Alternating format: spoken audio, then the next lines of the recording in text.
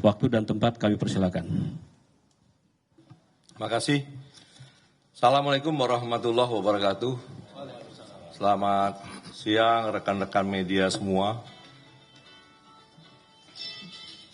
Jadi tadi pagi ya telah dilakukan rapat koordinasi Satgas PKH terkait dengan progres dan kebijakan lanjutan yang akan dilakukan oleh Satgas PKH terhadap bencana yang terjadi di 3 provinsi tersebut, dipimpin oleh Pak Menhan dan dihadiri oleh Pak Jaksa Agung, Menteri Kehutanan, Menteri ATR BPN, dan rekan-rekan lain seperti ada Inspektur Utama dari Kementerian Lingkungan Hidup, Wakil Kepala BPKP, dan para anggota yang tergabung di Satgas PKH dari 12 kementerian. Rapat tersebut berjalan dengan diawali masing-masing laporan yang dipaparkan baik dari Satgas Garuda dan dari Pak Kabar Eskrim, dari Kementerian Lingkungan Hidup, Kehutanan, khusus menyangkut identifikasi penyebab bencana tersebut. Jadi pada pokoknya telah diambil kesimpulan beberapa hal. Yang pertama dapat kami sampaikan bahwa Satgas PKH sudah melakukan langkah-langkah identifikasi perbuatan pidana. Dan selanjutnya akan memastikan siapa yang bertanggung jawab secara pidana atas bencana yang terjadi. Ini akan dilakukan penegakan hukum baik dari Barreskrim Polri, Dirjen Gakum Kementerian Kehutanan, Kementerian Hidup, maupun Kejaksaan. Dan dapat rekan-rekan media ketahui seperti yang disampaikan beberapa waktu lalu, bahwa ini sudah ada 1 yang ditangani oleh Barreskrim Polri atas nama perusahaan PT TBS. Tetapi dari laporan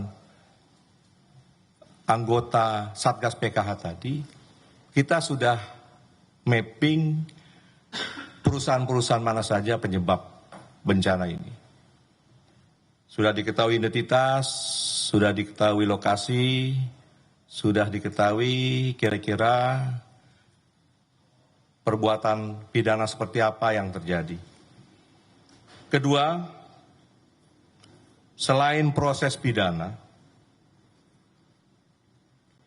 kepada subjek hukum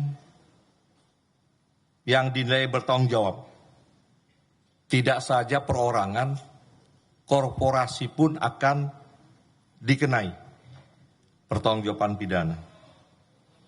Selain itu juga diputuskan tadi akan dikenakan sanksi administratif berupa evaluasi perizinan jika mereka memiliki izin. Akan dilakukan evaluasi atas perizinan yang telah dikeluarkan kepada korporasi yang terindikasi menjadi subjek hukum penanggung jawab pidana yang telah terjadi. Kemudian yang ketiga,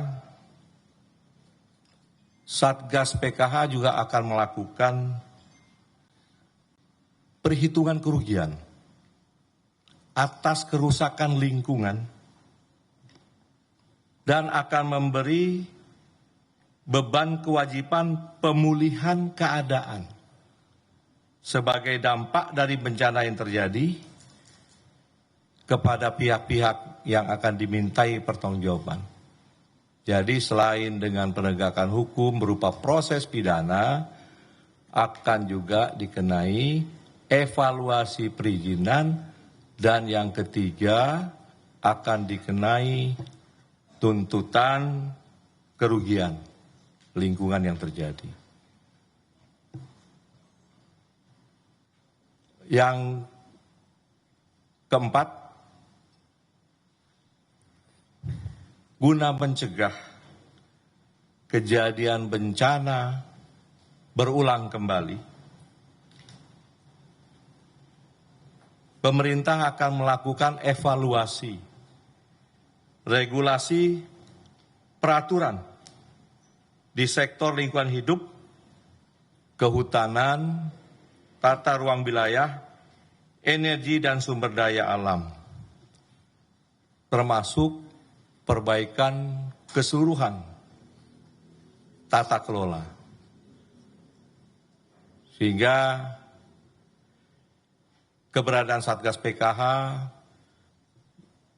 memang di Perpresnya memang untuk penertiban kawasan hutan, ini akan kita optimalkan dengan secepat mungkin, melakukan perbaikan juga tata kelola selain dengan proses penindakan secara pidana.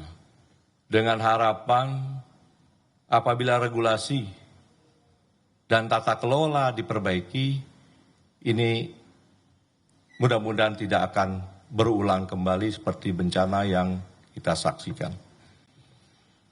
Saya rasa demikian rekan-rekan media, apa yang menjadi keputusan rapat koordinasi tadi. Dan untuk pertanyaan, di sini ada Pak Kabar Eskrim yang melakukan penyidikan, dan ada Pak Kasum yang membawahi Satgas Garuda, ada juga dari Kementerian Lingkungan Hidup, Kementerian Kehutanan. Silahkan ditanya apa saja, kami akan jawab. Kami kembalikan.